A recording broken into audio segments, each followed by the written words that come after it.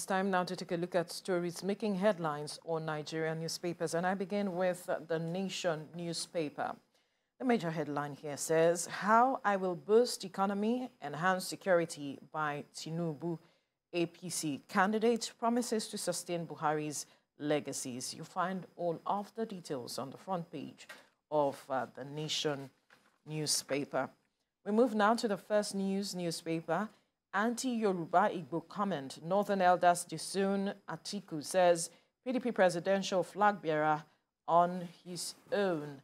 PDP presidential flag bearer on his own. You find all of the details on the front page of the First News newspaper. To the Leadership newspaper now. Again, Constitution Amendment exercise hits brick wall. Again, Constitution Amendment exercise hit brick wall. All right, it says State Assemblies return to National Assembly with 4 fresh bills, 7 months after receiving 44 bills. 1 state police, judicial council, legislative bureaucracy bills passed as well. All right, you find the details on the front page of the Leadership newspaper. On the front page of the Daily Trust now, despite 1 billion naira allocation, Constitution Amendment in limbo. 25 states withhold votes over state police. Others, your threat won't intimidate us, Deputy Senate President reacting. Governor's frustrating review, NGF mom. Why we wrote to National Assembly speakers. All right, you find all of the details on the front page of the Daily Trust. To this Nigeria newspaper now, Governor's frustrating constitution review process, NAS alleges, says only 11 out of 25 states worked on amendment bills after 6 months. Right, you find the details on the front page of this Nigeria newspaper. Mike. All right, I have Nigeria News Direct here, and it says 2023 exit plan. Don't abandon governance for election campaign. Buhari warns ministers, political appointees. That's what you see on the front page of the Nigerian News Direct. And from there, let's go to the Daily Times. The Daily Times says Buhari to ministers, other officials, don't abandon governance for electioneering. Says business of governance must continue to receive needed attention, and directs SGF ministers to start preparing transition documents. Okay, that's what the Daily Times has. From there, let's go to this day. This day says you can't abandon work for election campaign, Buhari warns. All right, you can't abandon work for election campaigns, Buhari warns. That's this day. Blueprint newspaper is next. Buhari to ministers and government officials, don't abandon governance for electioneering. Direct SGF, that's the Secretary to the Government of the Federation, ministers to prepare transition documents, calls for fiscal monetary policy synergy to avoid drawbacks. All this on the front page of Blueprint newspaper. Daily Independent is next. And BVAS e-transmission of results have come to stay. INEC is saying this and says the violent campaigns sending alarming signals ahead 2023. Right? That's what you see on the front page of Daily Independent. The Punch newspaper is saying the political rally attacks INEC summons parties, police plan 13 billion naira firearms purchase. Okay, that's a political rally attacks. That's what the fallout is. You see that on the front page of the Punch newspaper. Okay, and from there, let's go to Nature News. Nature News says clean energy, federal government to develop transition policies for oil workers. Komolafe is quoted as saying this. That's what you see on the front page of the Nature News. And the last we're looking at right now is Business Day. Debt service overshadows Buhari's infrastructure dreams. And debt service trumps capex for 9th straight year.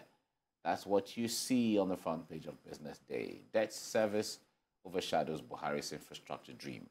Right, Veronica?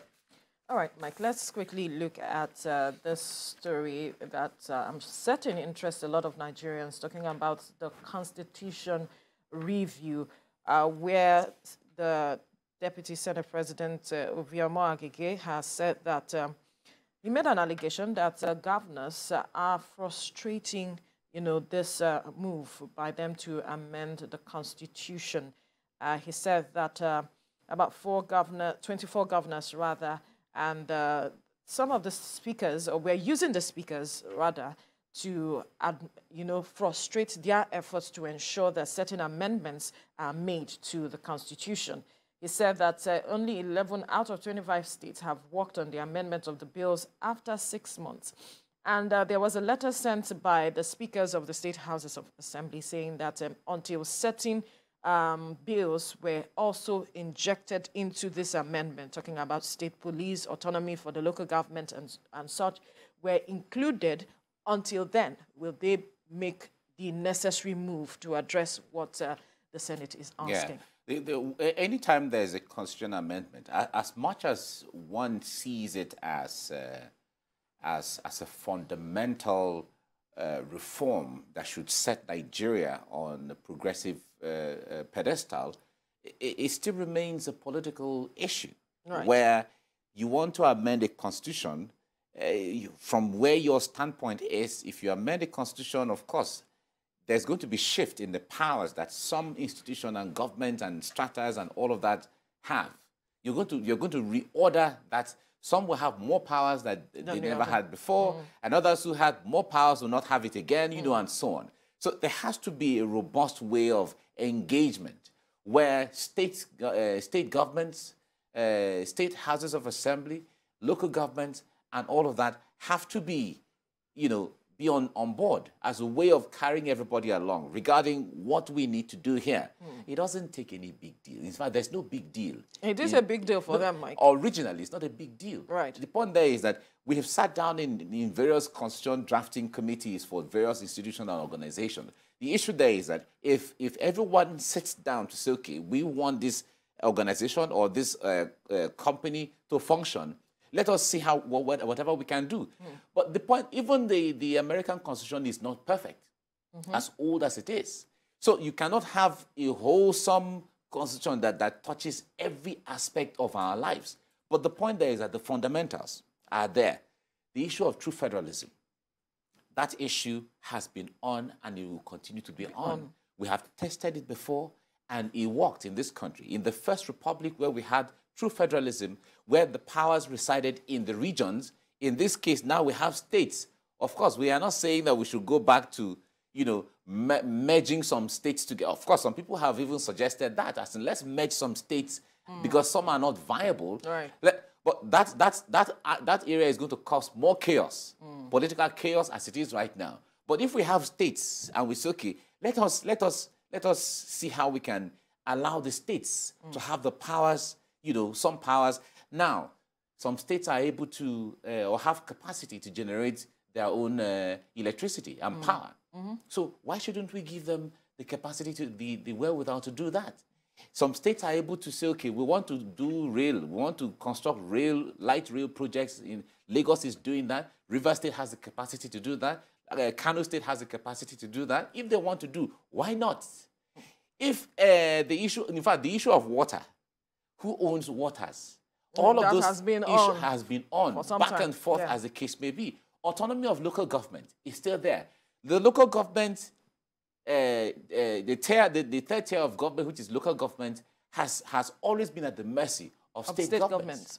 The point there is that if there is a concurrence between the federal and the state, let there be a concurrence between the state and the local government. Right. So this is, in fact, this was part of my research in one of my projects sometime. Then run a concurrence between the three tiers of government and allow them, if the federal government wants to have an alliance with the state government in a certain way, based on certain projects, why not? In the areas of culture, in the areas of tradition, festivals, and all of that, why not? Because by the legislative list of the Constitution, local government have rights over the issue of festivals, tradition, culture, and so on. So the point there is, why not give it to them? So the point there is, these are all the issues. And then another big one is the issue of state police. State police, yes. These are critical aspects because the matters of if Nigeria is ripe enough to handle matters of state police, if states can really, allow them function without using them as tools when it comes to maybe there is a rival activity or something like that. But that, again, is one of the issues, perhaps. You know, the National Assembly is saying, you guys, just let's address this matter first before you bring about these other issues that you're talking about. Yeah, but the state is saying, we want this one as part of the whole process to address it. So why cry foul on the aspect of the National Assembly? Isn't what the state trying to do good enough at addressing? I think it's not fair if the federal government, if the National Assembly, rather, is coming from that perspective. Because from the standpoint of the National Assembly, there's a view, there's a perspective they have to this. But there's also a view that state legislatures, or as well as the state governments, there's also their view and perspective to some of these things. So the point there is that if you want us to assent to these and agree to them, you also look at these areas. So if it is debated where, okay, the National Assembly is saying, okay, we have received a memorandum or memoranda from states regarding areas of constitutional review, and this is what they are saying, can we include and inject them into as a way of incorporating everything? Of course, why not? Because in true terms, the state assemblies are closest to the people. You can't take it away. Absolutely. So if they are telling you that this is what we want based on the peculiarities of our people, why not you would recall that some states recently have been saying that they are going to arm certain persons, the Amotekun. Exactly. They want to arm them because of the security situation in the state. You also talk about the Benue State governor coming to say we are going to arm these people to address the security situation. And you see some other governors saying, you know, that's not the way to go. But then we still have all of these differences. The reality is that the Constitution as it is right now does not give room for recognition of all of those.